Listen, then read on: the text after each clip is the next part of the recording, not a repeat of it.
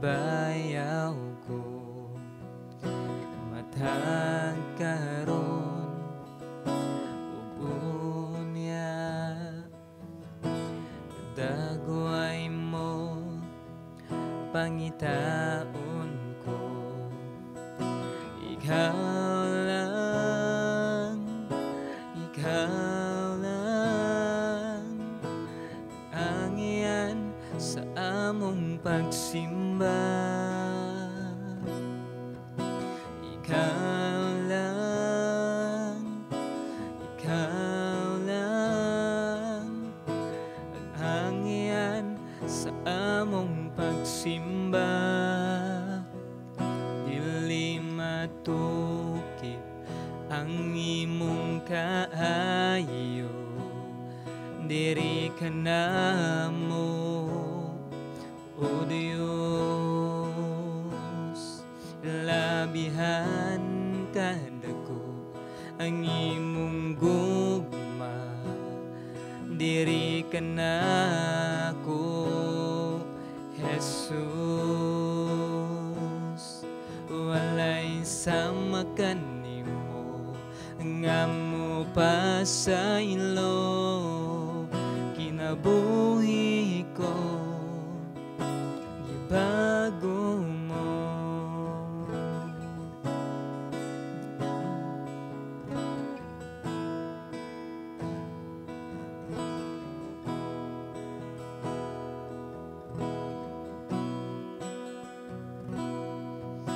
Matag karon ug unya ngalan mo ibayaw ko matag karon ug unya ngalan mo pangitaon ko ikaw lang ang angian sa among pagsimba. Ikaw lang ang angian sa among pagsimba. Dili matukip ang imong kaayo, diri ka namo, o Diyos. Ilabihan ka dako ang imong gugma, diri ka nako, Jesus. Walay sama kanimo nga mo pa sa ilo, kinabuhi ko ibago mo.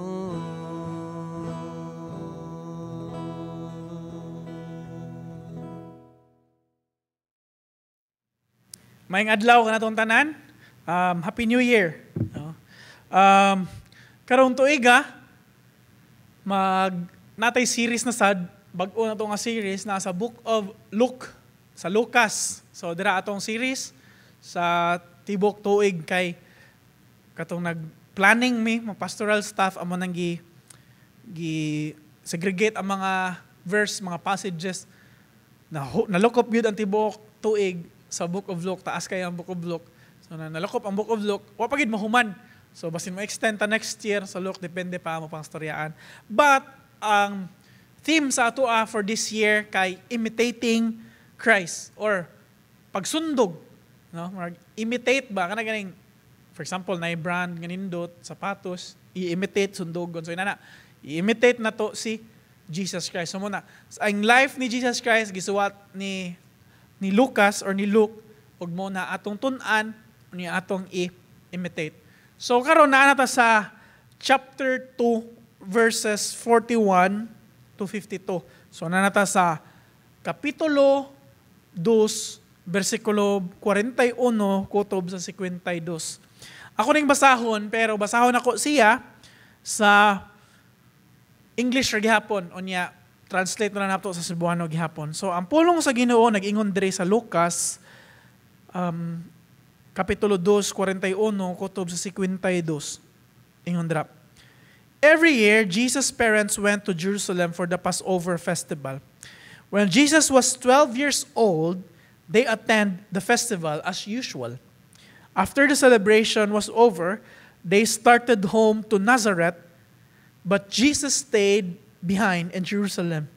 His parents didn't miss him at first because they assumed he was among the other travelers. But when he didn't show up that evening, they started looking for him among the relatives and friends. When they couldn't find him, they went back to Jerusalem to search for him there. 3 days later, they finally discovered him in the temple, sitting among the religious teachers, listening to them and asking questions. All who heard him were amazed at his understanding and his answers. So his parents didn't know what to think. Son, his mother said to him, "Why have you done this to us? Your father and I have been frantic searching for you everywhere." "But why did you need to search?" he asked. "Didn't you know that I must be in my father's house?" But they didn't understand what he meant. Then he returned to Nazareth with them and was obedient to them. And his mother stored all these things in her heart. Jesus grew in wisdom and stature and favor with God and all the people. Magampot na. Labing gamhanan og dalaygo namo nga Dios. Salamat Lord sa laing adlaw na sad nga imong gihatag kanamo diin makatuon mi sa imong pulong. Hinatunta Lord nga sa among pagtuon sa imong pulong among paningkamutan Lord kung unsa mo makatunan diha nimo sa imong kinabuhi among masundog. Sa inana nga paagi Ginoo mahimaya ka sa among mga kinabuhi. So salamat Lord, kinahanglan akong gipangayag pasalamatan sa ngalan ni Jesus. Amen. So again, ang tema sa ato ang series or sa tibuok tuig ng atong paghisgutan kay ang pagsundog or imitate ni Jesus Christ. Pagsundog ni Jesus Christ. So imitating Jesus. So pungutan na unsa matong ma-imitate sa 12 years old nga si Jesus Christ. Bata pa ng 12 years old. Ako kung nauna ako 12 years old, unsa man akong ginabuhat. Duwa paglastik ko, duwag dampa, duwag Chinese garter sa akong ate, jumping rope, tago-tago tukog. Mo man ang mga duwa sa una. No, 12 years old ko, wala pa'y buot, sipunon pa. Pero kani, si Jesus Christ, atong gibasa ganina, grabe, na-amaze ko, nalipay ko sa dihang nagtuon ko, kaya nga naman daghan king butang nga angay natong sundugon sa 12 years old nga si Jesus Christ. Usa lang na nagpamatuod nga si Jesus Christ, lahi gyud dili pareha sa ato Siya ang Messiah, siya atong Ginoo, siya atong mangluluwas. So atong tanawon diri, atong i-translate into Cebuano, unya atong tanawon ang mga butang nga atong angay sundugon sa 12 years old nga si Jesus Christ. So in verse 41 kutob sa 47 naghisgot diri nga si Mary o si Joseph ang earthly parents ni Jesus Christ kay nag-atenan, mag-apilan gina every year sa Passover festival. Kumbaga, mura ni siya tradition sa mga Jews sa unang time. Mura siya festival nila or Passover. So, importante kayo ni sa ilang tradition sa unang mo-join gina ni. Kumbaga, magtapok ang mga tao, mag-adto muli sa ilang mga probinsya para mo-join ani nga festival kaning Passover. Pero ito makita diri, every year gid sila. So kumbaga kung Jew sila, so makapilan gid sila ni. So kumbaga maka-conclude ta or makanuna ta nga si Mary ug si Joseph bisag wa pa sila na minyo, mag-apila na gid sila ani. So kumbaga naanad na gid sila ni. But kani nga case nga nana si Jesus Christ, nag-ingon sila diri for 12 years mag-apilan gihapon sila. So since natao si Jesus Christ, mag-apilan gihapon sila ilang dadon si Jesus Christ, mag-apil gihapon sila sa Passover, year 1 hangtod sa 12 years old. So wala gi something mahitabuan ni. Gingon diri sa 42, when Jesus was 12 years old, they attended the festival as usual. So kumbaga normal, apil ra gihapon sila. So niadto na sila. After sa celebration sa festival, niya na sila mouli kay taga Nazareth man ni sila. So mouli na sila sa Nazareth. Unya, kani si Jesus Christ, verse 43, na-decide siya nga magpabilin sa Jerusalem. Wala niya napabaw iyang mga magpapa. Nagpabilin siya sa Jerusalem after sa festival. Ito may babawaan niya. Ano pabilin mas Jesus Christ? Pero nung uli, si Mary, si Joseph, para sa sila na balakang. Ano man, 12 years ago nila ginabuhat niya. Waray na hitabo. Wa sila nag-expect nga si Jesus Christ nagpabilin. No? So, wala na sila. Pero pag abot nila, kaya nagtuura man sila nga, ni Kuya siguro si Jesus sa mga travelers or sa ilang mga parente. Kaya kasagaran, parente, magkuyag mas lahat to. So, nagtuura sila, ni Kuya siguro, inana. So, sa dihang ni uli na sila, pag abot nila sa Nazareth, kabantay sila paggabi, wala man si Jesus Christ. So, ilang ipangita si Jesus Christ, ato sila mga relatives, ato sila mga kaila. Pag ano nila, wala man si Jesus Christ dito. So, ang ilang gibuhat, they went back, verse 45, they went back, nibalik sila sa Jerusalem para pangitaon si Jesus Christ. Okay, ba mo pila ka adlaw sila pinangita ni Jesus Christ? Tulo raman ka adlaw noon. Grabe tulo ka adlaw na wala si Jesus Christ. So in verse 46, 3 days later, they finally discovered Him. Ilang nakitaan si Jesus Christ? Asa man. Naasa temple or sa templo. Atong time temple, dwelling place sa Ginoo. At sila dito magampo, magsimba mo ng dwelling place ni God. For us, sa ato karon 24/7 bisag asa ta pwede na natay access sa Ginoo. Tungod sa gibuhat ni Jesus Christ sa iyang pagpakamatay ngadto sa cross. Atong relationship sa Ginoo nabalik na. So sa ilahang tradition, sa ilang Jewish tradition, lisod to mo. Ato pa sa temple, mag-offer pa sila og mga animals para dawaton ng ilang pagsimba sa Ginoo. Pero kita, we're so privileged and we're so blessed nga anytime, anywhere, 24/7, pwede ta mag-ampo, pwede ta mubasa sa pulong sa Ginoo, communicate sa Ginoo. Pero sa hindi na nato ginabuhat, no? So ilang nakitaan for 3 days. Imagine kung lisod 3 days, asa man kaon si Jesus Christ, asa siya natog. Na siya sa temple ni Gina for 3 days. Kinumdum gani ko sa una, pagkabata na ko, nawa ko sa Ayala. Perti, gina ko hilaka, kulbaan ko, patay ko ano, saan ako pag-uli, bata pa ko ato, saan ako pag-uli. Kung ibuhat, nato na ko, tambay na ko sa terminal. Naghuwat ko nila magpapa rito. Huwag sa kong mga igsuon. Inuwatay ko nila. Ato, naabot sila. Gangisi pa, kung ate, kung papa, di ko kalimot. Anong gangisi ka to sila? Huwat ko nila. Nuwa ko. Basin siguro kay si Pat magugusaw na, mas katawa siguro sa papa. Kay naluoy siguro na ako. So mga 3 days, ilan na dyan nakitaan si Jesus Christ. Pero, wala si Jesus Christ binulakbol or nagunsa pala dito. Si Jesus Christ nasa temple. Nagigstorya sa mga Jewish leaders, religious teachers, mga scholar dito atong time naminaw nila, unya, nangutanag mga pangutana, mga question. Siya sad, answer sad siya. So grabe no, at a very young age, at the age of 12, si Jesus Christ nanay knowledge, grabe yung wisdom, yung knowledge. Ano kay mo kung ngayon, sa verse 47, atong basahon, ingon siya. All who heard Him, tanan ko nung nakadungog niya, were amazed at His understanding and His answers.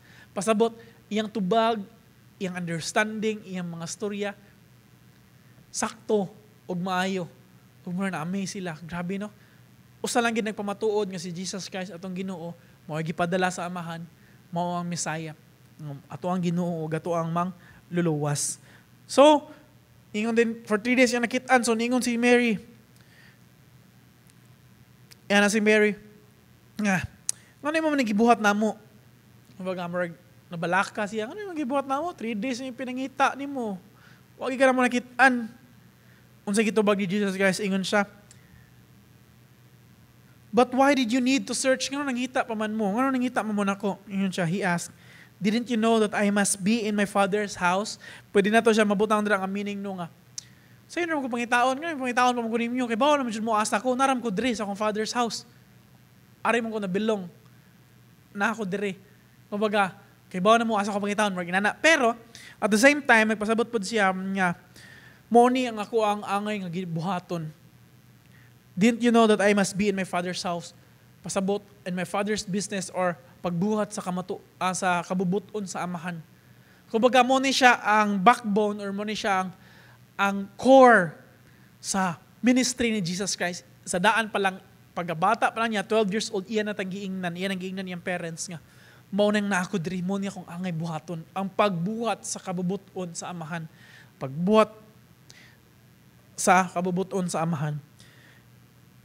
And then sa verse 15, but then, they didn't understand what He meant was. Lakasabot sa gingon ni Jesus Christ.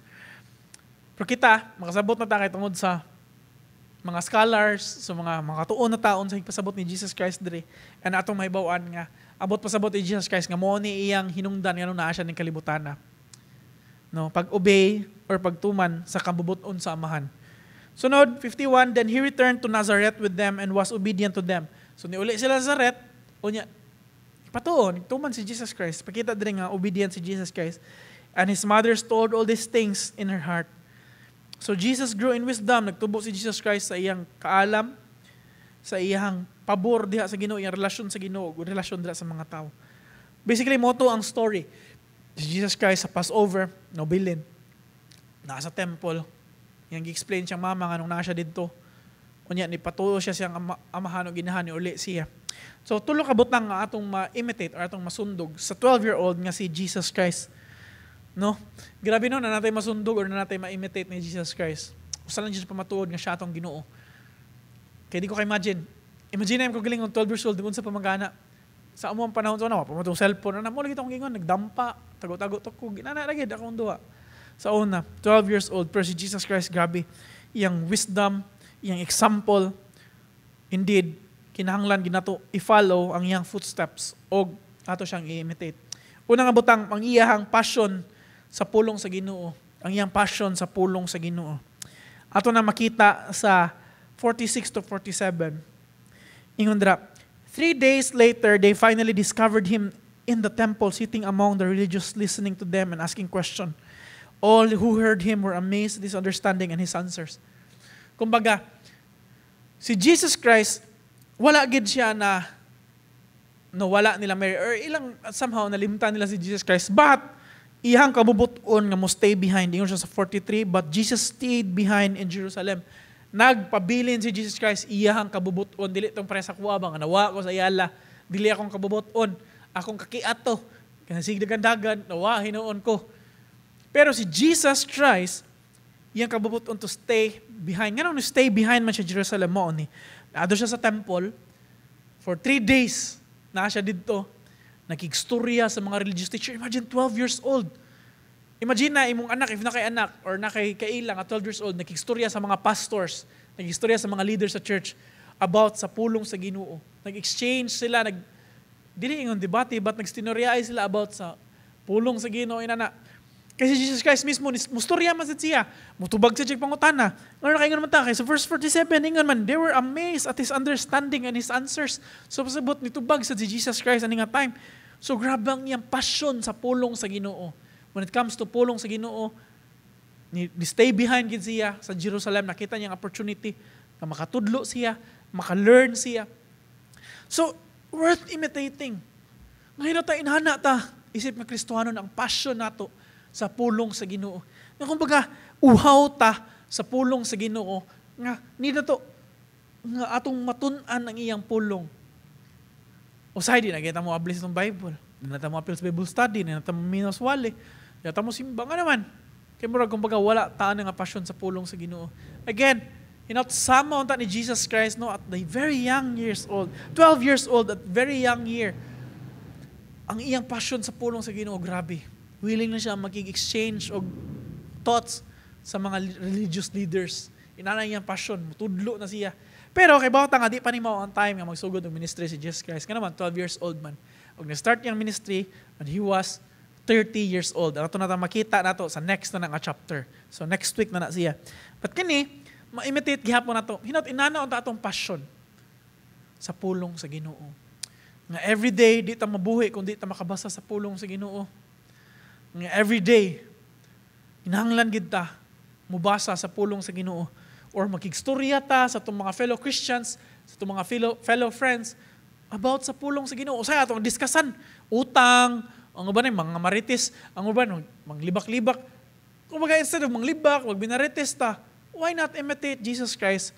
Makigstorya ta about sa pulong sa Ginoo, sa imong devotion, kung sa imong nakatunan about the Christ rong adlaw, sa imong nabasahan sa Bible. Kung baga ina ba, passion sa pulong sa Ginoo, nga bisang asa ta kay bawta nga dala-dala nato ang pulong sa Ginoo. Muna ang atong angay i-imitate. Una, again, passion sa pulong sa Ginoo. Ikaduha, ang iyahang pag-prioritize or iyang ang iyang priority ang kabubuton sa Ginoo. Prioritize niya ang kabubuton sa Ginoo. So usa sa rason nganong ni stay behind si Jesus Christ, mo to ang iyang tubag siyang inahan pag-ingon nga anong imo man gibuhat sa mua? Tagbaw mi pinangita nimo. Pag-ingon si Jesus Christ, ano nangita mo nako? Nga didn't you know nga I must be in my Father's house? Kumbaga, kailangan na ako diri or mo ni akong kabubuton, amo ni kabubuton sa amahan nga na ako diri. Kumbaga, grabe ang iyang priority sa will sa Ginoo ang kabubuton sa amahan. Even kung imong tanan ang life ni Jesus Christ, ang kabubuton sa amahan ang iyang gisunod. Kumbaga, we believe that He is God, Jesus Christ. He can do anything. He's more powerful. He's all-knowing. Pero, nagpakatao si Jesus Christ. Nga naman, kay mo'y kabubuton sa amahan. Iyang gituman. Pero pag abot dito, kumbaga, iyang gipakita, ang gamay nga picture, nga mo ni akong reason, nga nung nianhi ko. Ang pagbuhat sa kabubuton sa amahan. Priority na ko ang kabubuton sa amahan mo na ako diri. Kabubuton sa amahan. Kumbaga, gi-align niya, iyang gilinya, ang iyang kinabuhi sa kabubuton sa amahan. I know nga nailay mga lives ni Jesus Christ nga to, nga ang kanyang buhaton. Dagan siya, kailangan makatunan, kailangan siya mo grow in wisdom, kailangan siya mo kaon ug kanon para motubo ang iyang physical nga lawas. Kaya again, nagpakatao man siya. Pero nawala ang iyang priority, mao ang kabubuton sa amahan. O hinaut inanaon sa ta, mga Kristohanon, nga dili lang nga natay passion sa pulong sa Ginoo, kundi atong tingunghaon ang kabubuton sa amahan sa atong kinabuhi. Pero kung tanawon, saan ito paghibaw ang kabubuton sa amahan nga dili manggalit na mubasa sa pulong sa Ginoo? Wa man takibawon sa kabubuton sa amahan. Mutana ta pastor sa pang kabubuton sa amahan. So mao na ron. Lisod ta paghibaw sa kabubuton sa amahan. Lisod ta pagbuhat sa kabubuton sa amahan. Nganuman kay mismo wala ta nakahibaw sa kabubuton sa amahan. Pero ang kabubuton sa amahan gisuwat na niya sa Biblia. Naana sa Biblia mo nang kinahanglan ta mo basa sa pulong sa Ginoo para mahibaw-an nato ang kabubuton sa amahan. Og sultihan mo na ko sa usa sa kabubuton sa amahan. Og mo na yang giingon siya mga disciples, go and make disciples.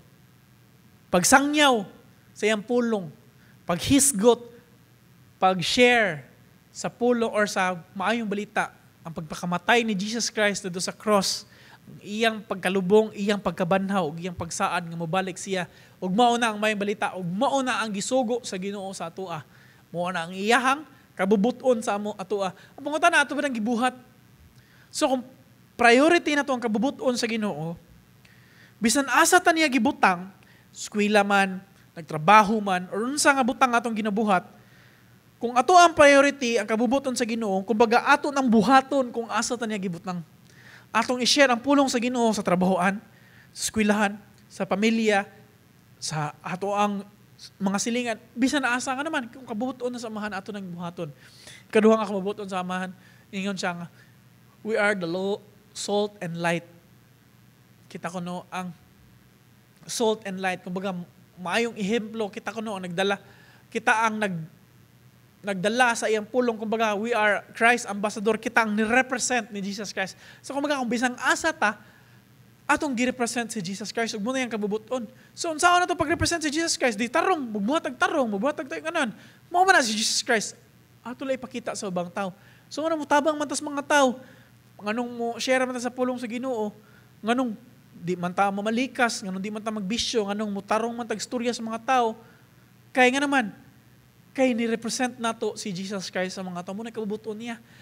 Pero, sad to say, ang nahitabuhay noon, kabaliktaran. Imbis na mahimot ang maayong ehemplo sa mga tao, kita na nag-una-una. Kita na makitaan o di maayos sa mga tao. Maingon ba ta nga, maayon na sila, i-judge din ta nila. Dili man na ingon sa i-judge ta or unsa ta, no? Pero mumanggod na ang ato ang purpose mo ng kabubuton sa Ginoo sa tuwa. So dapat angay atong buhaton, atong paningkamutan. I know nga di ta perfect, masipyat ta, naman dyan na ikasulti ang mga tao, pero importante kung unsay na sa atong kasing-kasing.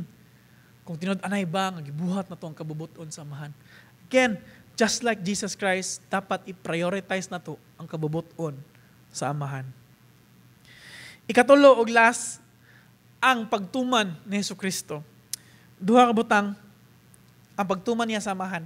ang pagpakatao palang daan ni Jesus Christ, nagtuman na sa kabubuton sa Amahan. Nagtuman na siya sa Ginoo. Ang iyang pag-aridri, ang iyang pagduo siyang ministry, pagsangyaw sa pulong, paghil sa mga sa mga sakit, buta, bungol, iyang gipang-ayo, demon possessed, iyang gipang-ayo, ug even sa iyang pagpakamatay ngadto sa cross. Nagpamatuod lang nga obedient si Jesus Christ sa kabubuton sa Amahan. Ni-obey siya. Pero di lang dira, atong makita diri ang balance nga gibuhat ni Jesus Christ. Nga naman, again, sa atong story no, nga atong nakitaan ganina, si Jesus Christ decide siya magpabilin. Kumbaga, wa siya mananghid, pabadlong ni si Jesus Christ, nabalaka gud yung inahan. Gipakita lang niya nga, muni ang usa sa iyang priority, unya, pakita po niya nga gi-honor niya iyang parents. Ngano nakaingon mo kung iyang gi-honor iyang parents? Verse 51, atong basahon. Then he returned to Nazareth. Ni uli siya sa Nazareth. Pwede mo ko dyan maingon nga, aray ako, muna kabubuton sa Amahan, dili ako permente. Uli mo nga to. Wa siya maingon na. Ingon siya, he returned to Nazareth with them and was obedient to them. Akong balikon. Then he returned to Nazareth. Ni uli siya sa Nazareth, kay ganahan, mo yung ganahan siyang mamagpapa. And he was obedient to them. Matinumanon si Jesus Christ. Di lang sa Amahan, our Heavenly Father, kundi bisan sa iyang earthly parents. Challenge ni sa mga batan-o, no? Nga, i-honor na to itong mga ginikanan, tumano na to itong mga ginikanan. Kung uyon sa kabubuton sa Ginoo. So, tumanon. So, iyang gituman, ang iyang amahan, ang iyang amahan o ginahan, sa kalibutan. And his mother stored all these things in her heart. Kaya kibaw naman siya, nga, na-purpose si Jesus Christ nga ng kalibutan na. So, iya dyan yung cherish kung time niya ni Jesus Christ. So, Jesus grew in wisdom and in favor with God and all the people. So, nitubo pa si Jesus Christ. And next chapter, ito makita dira nga nagsugod na siya sa ministry. Pero kaniyang first nga mga words nga gisulti ni Jesus Christ, dire, nindot lang nga atong makita nga worth imitating ang pag-obey ni Jesus Christ, being obedient.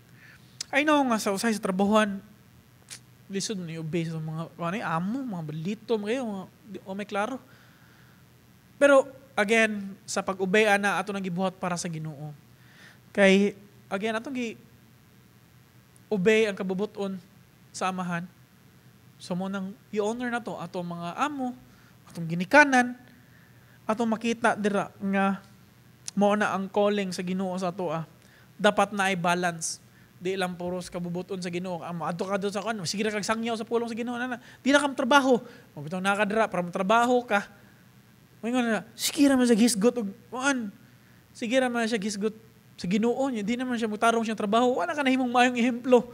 Kumbaga, again, balance. The key is balance. Grabe ang balance ni Jesus Christ. Knowing nga He is God. Imagine, God, nagpakatao, musabmitar sa tao. Kinsa rin ng tao para submitaran sa Ginoo? Ginoo gud siya. Pero grabe no, ang iyang obedience sa Amahan, kabubuton sa Amahan, ug iyang pag-obey sa iyang earthly. Worth imitating. Kinsa gud ta compared ni Jesus? Nya di ta mo patuo. Basin taas na kaya itong paglantaw sa itong kagalingon sa itong mga naabot sa kinabuhi. Pero again, kung pagtanaw na to sa kinabuhi ni Jesus Christ, siya mismo, obedient siya. So munang angay na itong mga sundugon. Sige, tulo ka butang, no, nga angay na itong sundugon. Passion sa pulong sa Ginoo. Priority ang kabubuton sa Ginoo o ang pagtuman sa kabubuton sa Ginoo. Kaya natunta nga as application sa ato ang kinabuhi. No? Nga hinatunta nga magtubo ta sa pulong sa Ginoo. Magtubo ta. And as application sa atong kinabuhi, mangutan na og evaluate atong kagalingon karon. Unsaon man nato pag-prioritize ang pulong sa Ginoo sa atong kinabuhi? Mo-apil ba tag Bible study? Magtuon ba ta? Mubasa ba ta karon nga year? Basahon ako, humudon ako basa ang Bible. Or every morning or every evening, mubasa ko sa Bible. Or every pangaon na mo, maghisgot mi sa Bible. I mean, you decide. Ang pangutana lang, unsaon man. Since we are imitating atong sundugon si Christ, gitaganeg priority ang pulong sa Ginoo, pangutanan ako, kanatong tanan, unsaon man nato pag-prioritize ang pulong sa Ginoo sa atong mga kinabuhi. Ikaduhang application, unsa man nga area sa atong kinabuhi nga gikinahanglan nato i-align sa kabubuton sa Ginoo. Basin daghan na kay tagipang buhat nga di maayo nga di kabubuton sa Ginoo. Kay kabubuton nato, kibawtang sayop para atong gibuhat. Unsa man ni mga butang nga kailangan natong tangtangon para ma-align ta basin daghan na tag mga gipang tikasan, gipang bakakan. Unsaon man nato pag-align ang kabubuton sa Ginoo, ang pagtuman sa iyang kabubuton sa atong kinabuhi.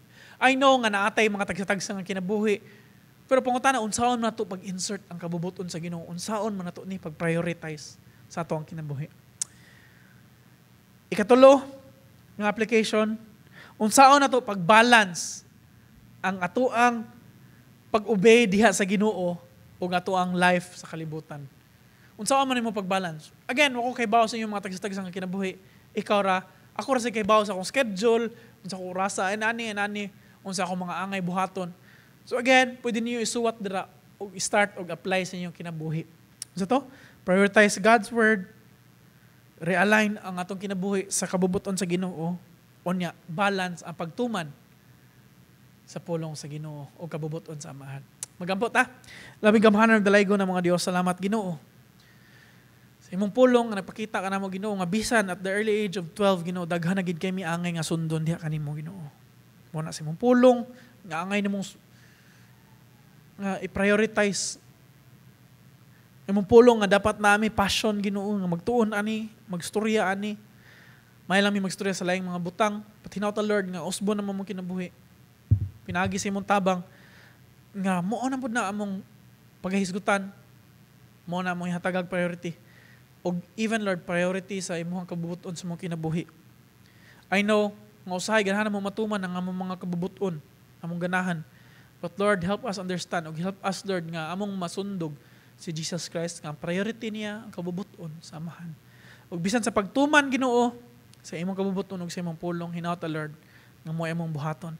Dili lang kay, manungagan na pod, ang among kaalam, diha kanimo, kung dili Ginoo, hinauton ta, nga among gihap, jud ning ma-apply, ang among mga nakatunan, pinagi sa tabang sa Balang Espiritu Santo.